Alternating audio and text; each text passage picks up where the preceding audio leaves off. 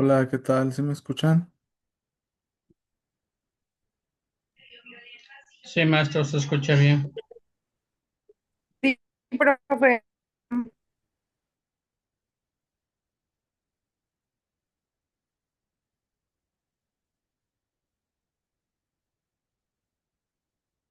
Muy bien.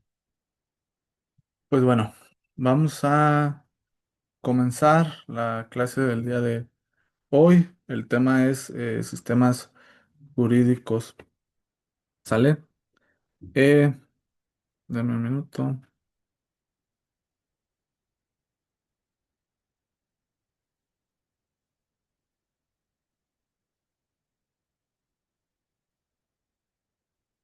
Muy bien. Vamos a... Sí se ve la pantalla, ¿verdad? Sí les aparece la diapositiva, ¿verdad? Sí, sí aparece. Ok, Sí, profesor, adelante. muy bien. Eh, un sistema jurídico se entiende como el conjunto estructurado y coherente de normas, instituciones, principios, procedimientos y actores que rigen la vida jurídica de una sociedad.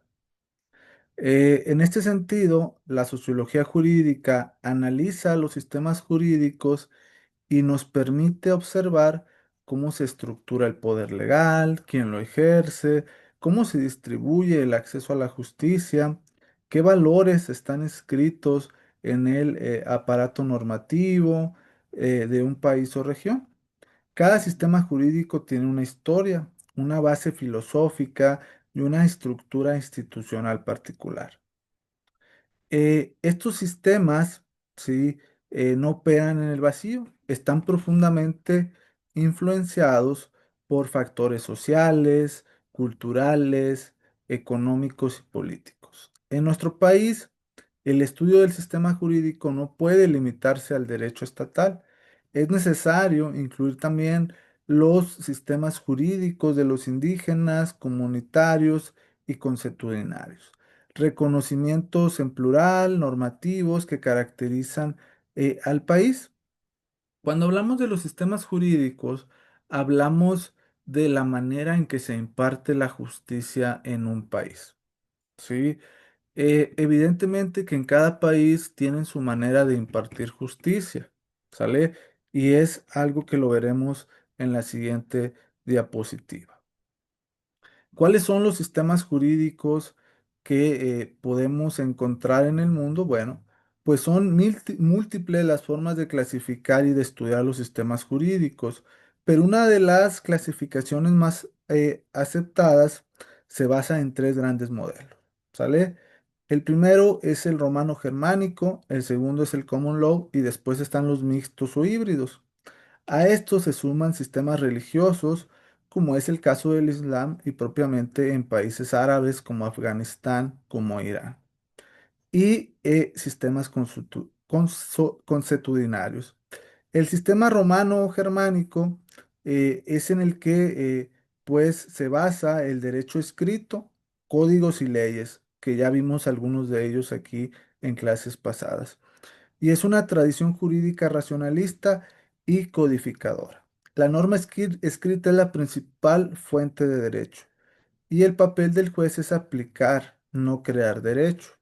Nuestro país pertenece a este sistema jurídico romano-germánico. Después tenemos el common law, ¿sí? Vigente en países como Estados Unidos, Reino Unido. La jurisprudencia juega un papel central. Los precedentes judiciales tienen fuerza vinculante y la ley escrita no siempre es la fuente principal. Después tenemos los sistemas religiosos, en los cuales pues entra la Sharia islámica, los cuales se derivan directamente de textos sagrados. Su aplicación varía según la interpretación religiosa dominante, aunque distinto a los modelos occidentales, cumplen funciones jurídicas eh, fundamentales. Y por último, tenemos los sistemas consuetudinarios. Por su parte, se basan en prácticas, usos y costumbres. En nuestro país, muchas comunidades indígenas operan bajo estos sistemas que coexisten con el derecho estatal. Es decir, tenemos cuatro grandes sistemas jurídicos, ¿sí? El germánico romano, que es el que impera en nuestro país, en el cual la ley y el derecho lo vamos a encontrar en, dijimos primeramente, la Constitución Política de los Estados Unidos Mexicanos. Después hay leyes federales, ¿sí? Como la Ley General de Salud, como la Ley de Acceso a la Información Pública. También vamos a tener códigos. ¿Se acuerdan ustedes que yo les dije que cada país, que cada estado tenía un código civil y un código penal? ¿Sí? A nivel federal, pues también tenemos un código penal y un código civil. ¿Sale? Y en nivel estatal, también cada estado dijimos que iba a tener su código civil y su código penal. ¿Sí? Entonces, el romano germánico se llama así porque nuestro sistema jurídico está basado en el derecho romano. ¿Alguien ha escuchado del derecho romano? ¿De casualidad? ¿Por qué es que se basa en el derecho romano? Porque los romanos fueron los primeros que empezaron a tener senadores, a tener códigos, a tener leyes escritas y a aplicarlo. ¿Sí? Muchas de las figuras jurídicas que hoy en día existen, sobre todo en el derecho civil, pues son derivados de los romanos. ¿Sale? ¿Es importante la cultura romana? Sí, porque de ahí muchos países basan sus leyes, ¿sí? Después tenemos el common law o la ley de la costumbre. En países como Estados Unidos o como Reino Unido, el derecho, ¿sí? Se aplica dependiendo del caso que haya sentado precedente. Es decir, si a mí el día de ayer me juzgan en el tema de un homicidio, ¿sí? Y soy mujer y determinan que pues el homicidio no era homicidio porque pues se ejercía violencia contra mí. Entonces yo con esa sentencia, el día de mañana, si llego a tener un asunto parecido, voy a decir, oye, no me apliques el código, aplícame la sentencia que se aplicó el 1 de julio de 2025. Es decir, se basan a los precedentes que pasaron con anterioridad. En nuestro país existe jurisprudencia, sí, pero lo que impera es la ley, sí. Si yo mato a alguien con alevosía, ventaja, pues se me va a aplicar el Código Penal, ¿sale? Pero en países como Estados Unidos se basa a la costumbre, a lo que pasó anteriormente, ¿sale? ¿Qué quiere decir? Que si anteriormente, por poner un ejemplo, hace 5 años Tesla, ¿no? que opera allá en Estados Unidos, se demuestra que contaminó aguas, ¿sí? Y se le condena, pues entonces el día de mañana que otra empresa parecida como Coca-Cola, como Amazon contamine aguas, pues voy a solicitar que se le dé la misma sentencia que se le dio con anterioridad. En nuestro país no funciona así, ¿sale? No importa que el caso sea igual en otro estado, en otro municipio. Lo que importa en nuestro país es lo que el Código Penal dice en ese estado. ¿Se acuerdan que nosotros hablamos de la apología del delito? ¿Sí? Y dijimos, si no está regulado en mi estado, pues no me lo pueden aplicar. ¿Sí? En Estados Unidos no. Oye, ¿sabes qué? Como en Nueva York se sentenció a una persona por tales hechos, pues entonces aplícamelo a mí. Inclusive, si ustedes han visto el tema de películas, de juzgados, ¿qué cambia en Estados Unidos? ¿Qué han notado? ¿Cómo es que se lleva a cabo sobre todo el tema penal? ¿Alguien por ahí ha notado cómo se llevan a cabo los juicios penales en Estados Unidos? Son orales, ¿no? Son orales. ¿Y qué más hay? Hay estrados, Hay un juzgado, hay ah, ¿cómo le dicen? Hay 11 personas, ¿verdad? Que deciden si la persona es culpable o no. ¿Lo han visto? Hay, ¿cómo le dicen a ellos? Tiene un nombre. ¿Alguien se acuerda? El jurado, ¿no? ¿Se han visto? que existe el jurado en Estados Unidos. Inclusive, si ustedes ven alguna audiencia de Estados Unidos, ¿han visto sobre qué juran antes de dar su testimonio, los testigos o su declaración, eh, los que están ahí? ¿Alguien lo ha visto? Sí, con la Biblia, ¿no? Con la Biblia, ¿verdad? Sí, en nuestro país pasa lo mismo. ¿Alguien sabe si en nuestro país las personas también juran sobre la Biblia?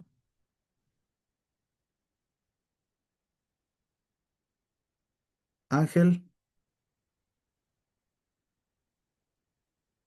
Vanessa, No, maestro, no, he visto eso.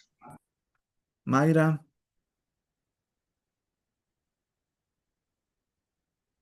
En nuestro país no existe eso, Yasmín, Anaí. En nuestro país, pues solamente se nos hace saber que nos conduzcamos con rectitud, que bajo protesta de decir verdad, todo lo que digamos es tan cierto como lo manifesta. Sí, si ustedes ven en Estados Unidos una audiencia, ¿sí? Pues allá hay 11 personas que son el jurado y son los que deciden si una persona es inocente o culpable. Es decir, yo como abogado en Estados Unidos no voy a convencer al juez, a quien voy a convencer es al jurado. Y curiosamente, ¿sí? Son 12, 12 personas, déjame lo investigo, según yo son 12 personas del jurado, ¿sí?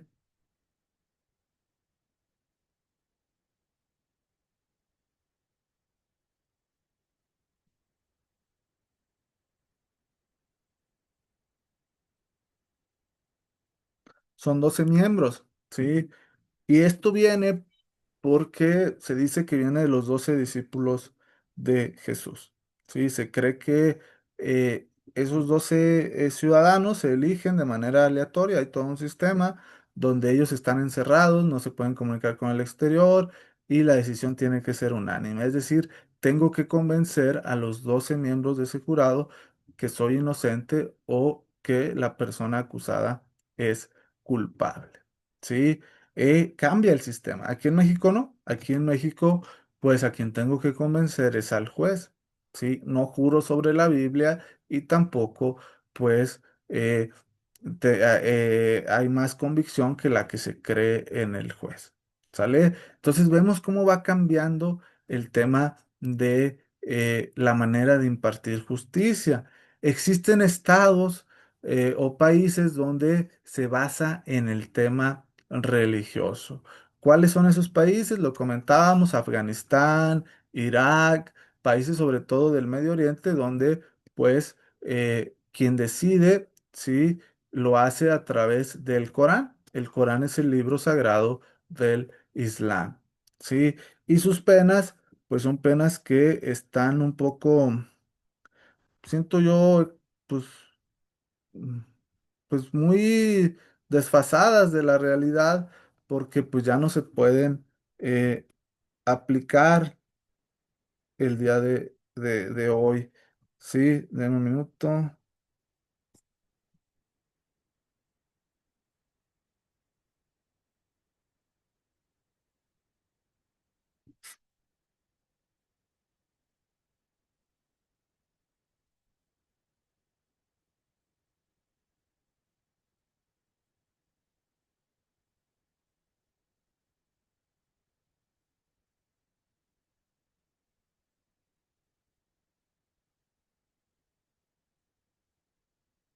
Denme un minuto.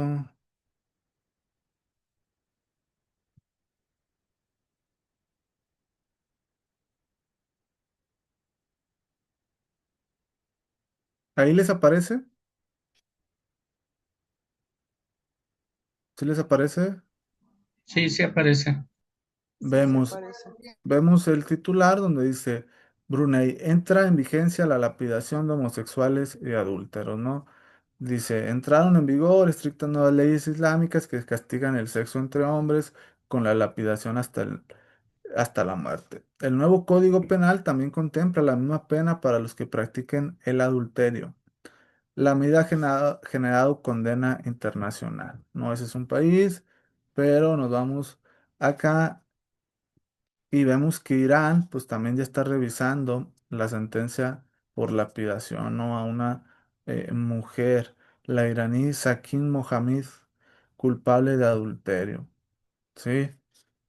Y vemos en la BBC un titular en Afganistán, la joven que murió lapidada en Afganistán acusada de haber cometido adulterio, ¿no? Entonces, pues vemos cómo existen ciertas eh, o ciertos sistemas jurídicos donde pues no se basan directamente en el tema de la ley o de algo que esté escrito de manera democrática como es en nuestro país, sino que se basan en el Corán, ¿no?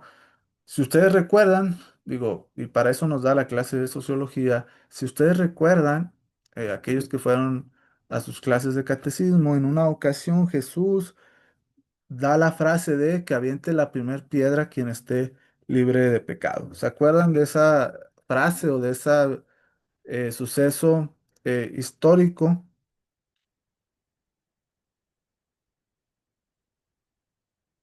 Sí se llegaron ¿se acuerdan de esa frase, Ángel, Georgina, Darinel? ¿Te acuerdas de esa frase? Sí, ¿No? maestro, sí, Y así es es. precisamente porque pues hasta Sí, antes, supuestamente, de la venida de Jesús, se castigaba, ¿no? Con el tema de que el adulterio igual, la condena era pues el tema de la lapidación, ¿no? Imagínense, desde ese tiempo viene este tipo de penas, ¿sí? Y recordar también, ¿verdad? Un poco de historia, que hasta hace 500 años pues existía la Santa Inquisición, ¿se acuerdan? Donde sí la Santa Inquisición te encontraba culpable de haber hecho brujería o de ir en contra de las cuestiones que se planteaban como dogmas religiosos, pues el castigo también era, ¿se acuerdan? Que el tema de la flagelación, que el tema de la mutilación, ¿se acuerdan? Afortunadamente, ¿verdad? En nuestro país, pues eso ha cambiado, ¿verdad? Está mucho, muy lejos de poder ser instaurado y nuestro país, pues afortunado o desafortunadamente, pues impera, vimos el sistema romano germánico, ¿no? Pero sí es muy importante que ustedes entiendan que la aplicación del derecho, el sistema, como se aplica tanto en el tema civil, penal, laboral, pues va cambiando de país o de región en región. ¿Sale? Tenemos el caso de Estados Unidos, donde su sistema jurídico se basa al precedente. Está nuestro país, está el de España. Yo creo que de nuestro país hacia abajo, Latinoamérica, pues se basa precisamente, salvo El Salvador, pues se basa en el tema del código penal, de lo escrito. Después tenemos pues los casos de Medio Oriente, donde pues su sistema jurídico se basa en la religión, ¿no? Si la religión dice que a quien se le encuentre culpable de adulterio se le tiene que dar muerte con pedradas, pues entonces hay que aplicar eso, ¿verdad? Y sí, también el sistema jurídico allá dice que las parejas del mismo sexo son encontradas culpables de tener relaciones, pues entonces también se debe de practicar la muerte por lapidación, ¿sí? Y tenemos un último sistema jurídico que es el consuetudinario. ¿Sí? Que es precisamente pues aquel en el cual a través de costumbres se va aplicando el derecho.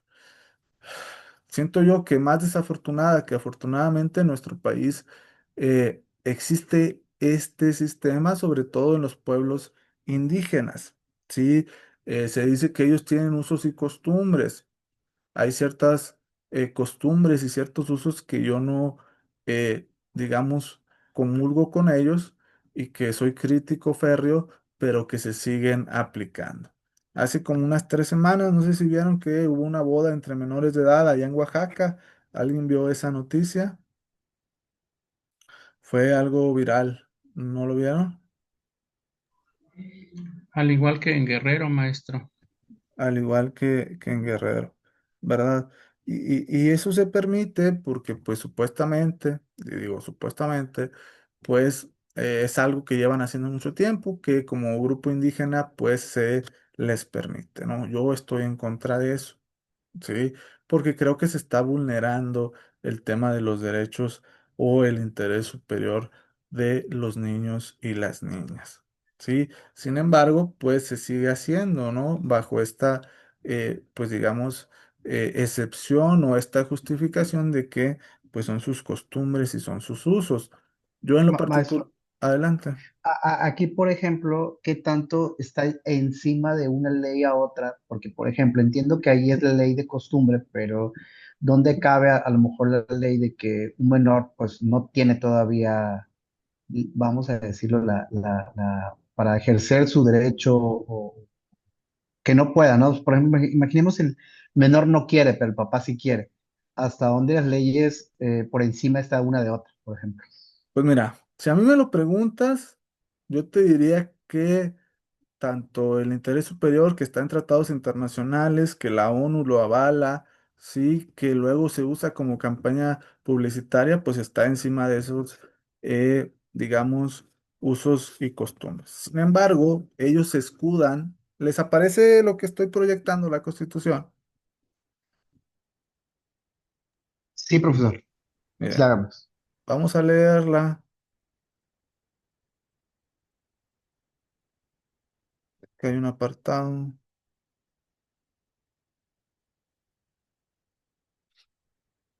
que hay un párrafo que nos habla sobre eso.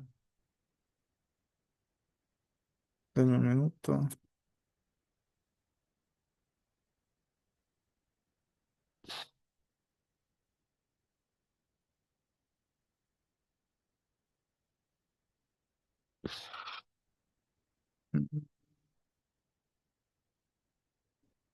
Vamos a leer. Dice, artículo segundo, la nación mexicana es única e indivisible, basada en la grandeza de sus pueblos y culturas. La nación tiene una composición pluricultural y multiétnica, sustentada originalmente en sus pueblos indígenas, que son aquellas colectividades con continuidad histórica de las sociedades precoloniales establecidas en el territorio y que conservan, desarrollan y transmiten sus instituciones sociales, normativas, económicas, culturales y políticas o parte de ellas. Dice, sus comunidades integrantes de un pueblo indígena, aquellas que forman una unidad social, económica, asentadas en un territorio y que reconoce autoridades propias de acuerdo con sus sistemas normativos. Y es este, fíjense, el derecho de los pueblos indígenas a la libre determinación se ejercerá en un marco constitucional de autonomía que asegure la unidad nacional. Es este artículo, tu guardián, que nos permite, sí, pues ahora sí que tener o que esos pueblos indígenas tengan, pues ahora sí que este tipo de, pues de costumbres y de usos. Les digo, yo estoy muy en contra de eso, soy muy crítico de eso, pero pues pareciera que ningún gobierno quiere entrarle pues a ese tema, ¿verdad? Siempre se excusan en que son costumbres, ya lo vimos, pues la Constitución se lo reconoce. Yo creo, ¿verdad? A título personal, que pues tanto los tratados internacionales como pues la ONU, del cual somos parte, pues no se equivoca, ¿verdad? Al sostener que se debe de proteger el interés superior del menor, ¿no? Aquí en nuestro país como que parecemos hacerle caso en todo, menos en los indígenas, ¿no? Y curiosamente muchas veces, y no es por un tema de discriminación, sino de realismo, pues muchas veces existe cierto grado de ignorancia, ¿no? En el tema de las comunidades indígenas y pues evidentemente creo yo que está equívoco. No sé ustedes qué piensen, si está bien que, pues, bajo el tema de uso y costumbre se deje que se sigan casando. ¿Alguien quiere hacer algún comentario? Yo, maestro, yo también no estoy de Adelante. acuerdo, porque lo que es en la Sierra de Guerrero, Puebla y Oaxaca, son dotes donde cambian a las mujeres por vacas, por chivos, Sí, claro. por especie, por terrenos. Y yo no estoy de acuerdo en eso, pero son usos y costumbres. Que yo creo que pues no, no debería de existir. Pero ojo, fíjense, y para eso nos da esta clase de sociología, para analizar la sociedad, tanto en Nuevo León, tanto en Coahuila como Ciudad de México, están prohibidos, Miroslava, el tema de los matrimonios entre menores, ¿sí? Pero fíjense, y esto es algo que vi la semana pasada y que dije, está bien para comentarlo en clase, ¿sí? Pues miren, en Tamaulipas hasta hace 8 días, ¿sí? Se prohibió el tema de los matrimonios infantiles. Miren, vamos a leerlo. Dice, aunque el matrimonio infantil está prohibido en México, los estados deben armonizar su marco jurídico para evitar algunas lagunas legales. Se estima que en Tamaulipas hay más de 7,000 menores de 12 a 17 años en este tipo de unión. Por lo que el martes pasado, fíjense, fue hasta el martes pasado, el Congreso local aprobó un dictamen que armoniza la ley estatal con disposiciones generales. En Tamaulipas, la Ley General de los Derechos Niños y Niñas, en su artículo 45, fija en 18 años la edad mínima para contraer matrimonio. Sin embargo, el artículo 131, ¿qué dice? Sin excepción alguna, disposición que ya también contiene el artículo 138. Sin embargo, desde el Congreso de la Unión se pidió que estados y municipios adopten medidas integrales para la protección de la niñez contra matrimonios infantiles. Por ello se armoniza la ley para el desarrollo familiar del Estado que prohíbe el matrimonio infantil y se actualiza su terminología, ¿no? Entonces, digamos que, pues, todavía hay estados que contemplan en sus códigos, pues, el tema del matrimonio igualitario. Qué raro, ¿verdad? Que hasta hace, pues, 8 días se haya dado el tema de, sí, y fue el 25, o sea, aquí lo vemos, fue el 25 de junio cuando se dio la noticia, ¿no?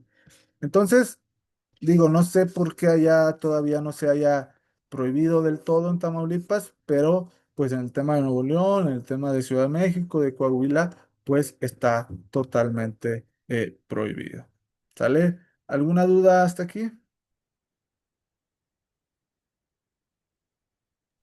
No, maestro, gracias. Muy bien, denme un minuto. O bueno, ahorita al final. Muy bien, vamos a continuar.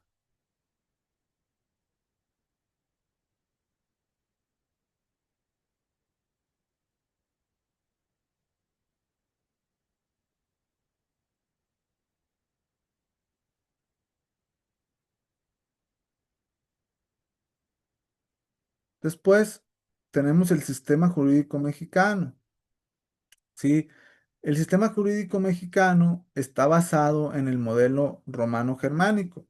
Su fuente principal es la Constitución y por eso está en la cima de la pirámide, de la cual derivan todas las leyes reglamentarias y normas secundarias.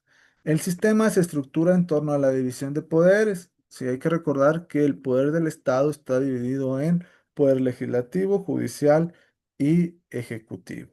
¿Quiénes son los legislativos? Senadores y diputados. Poder judicial, los jueces y poder ejecutivo, gobernador y presidente de la República. Cada uno de ellos, de estos poderes, tiene facultades específicas eh, definidas constitucionalmente. Dentro del Poder Judicial, pues destaca la Suprema Corte de Justicia, por la cual, pues justamente hace un mes hubo elecciones, los tribunales colegiados, los tribunales unitarios de circuito y los juzgados de distrito. Además, existen sistemas estatales de justicia que operan bajo la misma lógica federal. El marco normativo incluye leyes generales, federales, estatales y municipales. Y entre los principios rectores del sistema mexicano se encuentra el de legalidad, el de igualdad ante la ley, debido proceso, presunción de inocencia, acceso a la justicia. Estudiar esta estructura desde la sociología jurídica implica ir más allá del esquema normativo como pues la práctica en el día a día. Es decir, en nuestro sistema dijimos que está basado en el germánico romano y que en nuestro país la máxima carta normativa o la ley suprema pues es la Constitución Política de los Estados Unidos. Y es ahí donde entra un debate, Darniel, que me comentaba sobre qué era más, si el interés superior o los usos y costumbres de los pueblos indígenas. Por ahí hay un debate, ¿sí? Si ustedes se pueden a ver, la Suprema Corte de Justicia ha establecido a veces que está por encima la Constitución de todo tratado internacional y en otras ocasiones nos ha dicho que los tratados internacionales están a la misma par, ¿no? Hay como dos por ahí, dos filosofías. La realidad, a mí lo que me ha tocado ver en la práctica y que a veces he citado tratados internacionales, pues los jueces, sobre todo en el tema penal, muchas veces me dicen, Lick, yo no soy el que debe de decidir eso. Me dicen, abogado, yo no voy a decir eso. Si a mí la Constitución me dice que para el tema del huachicol es prisión preventiva oficiosa, yo tengo que aplicar la prisión preventiva oficiosa.